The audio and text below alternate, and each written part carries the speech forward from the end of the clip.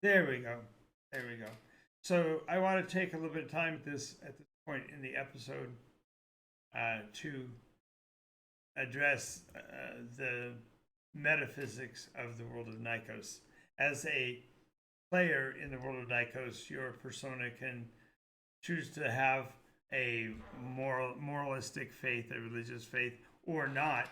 And there are several pantheons that provide not only spiritual guidance, if you will, but they also include physical ramifications. And one of those is the Order of the Veils. That pantheon provides 10 different, well, technically 12 different philosophies. We'll go more into those as we go. But what I wanted to try to cover today is what these veils represent. And by that, I mean, what do the symbols and the names mean, and how do they interact with one another? So let's go ahead and point them all out. Go ahead and leave this logo here for right now. As you can see, there are 10 circles here. It's red, orange, yellow, green, blue, indigo, violet, white, gray, and black. And we'll be covering them in that order.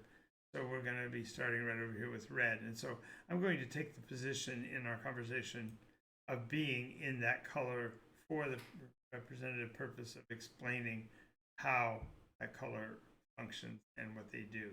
So here we go. In the case of red, the avatar's name is Rubera, and Rubera is the controller. They seek to guide the entire Red Veil Order, seeks to guide it by force, if necessary, all other beings through the iteration. So they're pretty tough as tacks. They're pretty scrupulous. They hold to the law and order of things, but they definitely want to control environments. Now, as such, if you look across the way, they don't care too much for Black Veil. The libertines, the Generines, are in the way, if you will, of Rubera, and they simply don't comprehend. The Ruberics also don't comprehend Orange Veil's situation, because Orange Veil is happy in all things, and so it's hard to put a force to them, because if you do put a force, they simply accept it and they don't change their ways. And this can be problematic for Red Veil. Next, we'll move up to Orange, Serendipity. And the Orange Veil are also known as the Arentines, because Arentius is their Veil avatar. And Arentius recognized the peace and the harmony of calm happiness in all things. So their philosophy is fundamentally Hakuna Matata. Everything's fine. Don't worry about it. Things go bad. It's supposed to be that way. Things go good. It's supposed to be that way. So they are somewhat problematic to other groups because they simply cannot deal with their simplicity. But the Orange Veil, nonetheless, are arguably some of the happiest people in the world, and they tend to be artists and musicians. I know it's odd to imagine, your artists and your musicians being free and easy and okay with everything around them, but there is that. All right, next we're going to be going to Flavius, Yellow Veil. And Yellow Veil's philosophy is, I need you all to change every day, regardless of what the change is for. And change literally is for the sake of change. For this reason, they are probably the most laid back in terms of religious practices, but the Yellow Veil also tends to be rather impulsive and reactionary, so they can actually be as involved with the other philosophies. As a matter of fact, change has in opposition the concept of truth. So Viridis and Flavius don't get along because truth never changes, and of course, change doesn't like that. The Arentian, I'm sorry, the Flavians want to do everything they can to unbias things and move things around, and it just doesn't work for the people of the Indigo Vale. Next, we hop over to Green Vale, Vitality, and the Green Vale embraces virtually everything.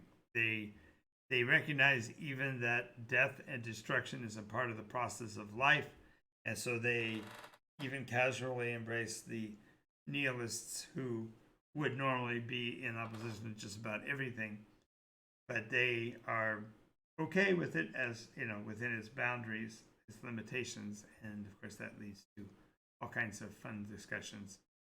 Now, next we're going to go over to Blue Vale. This is the color of Carolus. And oops.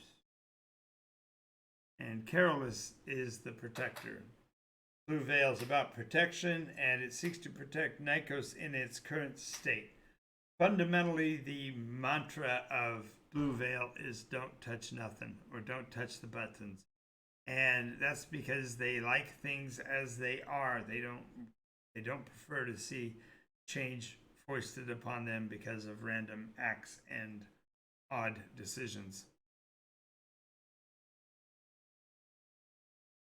Right next door are the Indicines, also known as the Indigo Vale. And Indicines serve one truth, known as Veritas. That is historically problematic, as Veritas has disappeared in time twice, and therefore there is always some question of whether or not Veritas is here to stay. And there have been times when other things have taken the priority position in terms of the one truth, including the Book of Adam and its challenging existence. They leave more to that, to the story itself. Next, we're going to go over here to Purpose, or time. And when we are talking about time, we're not talking about a group that strive to entangle any forms of temporal mischief, paradoxes, and dilemmas that they can. And this desire for capriciousness often gets them confused with the Yellow Veil. But again, the Yellow Veil does the change simply for change's sake, and there's always a reason in the case of the Purple Veil, Purpuros. Okay, then we go up to White.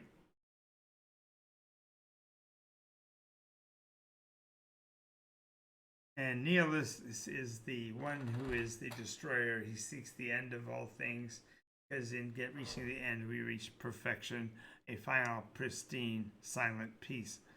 Of course, this is not sat well with the other veils, and so in many cases, the nihilists end up sitting many of the conflicts out simply because the others don't want to engage with them in conversation, as they are problematic.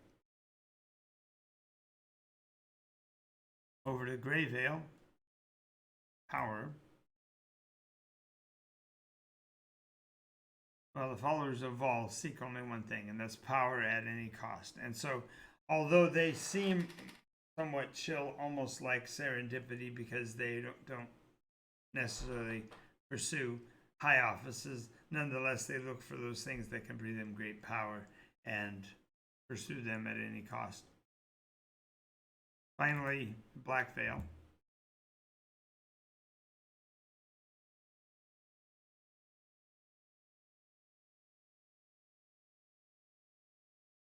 And their position is free will, liberty.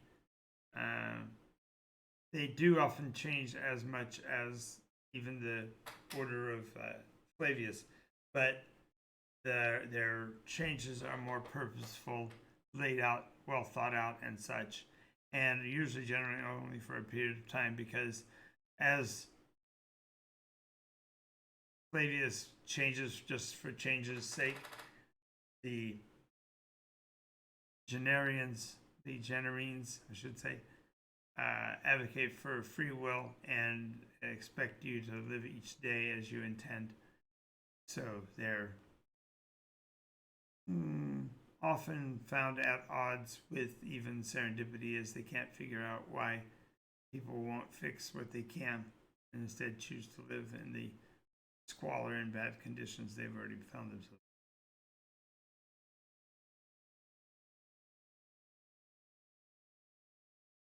Alrighty, well, there we have it. We've gone through the various veils. We talked a little bit about the country of Mercia, and we've filled you in on the ups and downs of murder hobos. So this will do it for tonight's show. I'm Jonathan Albin. This is NycosRPG, and Game Master Jay says, have a good game.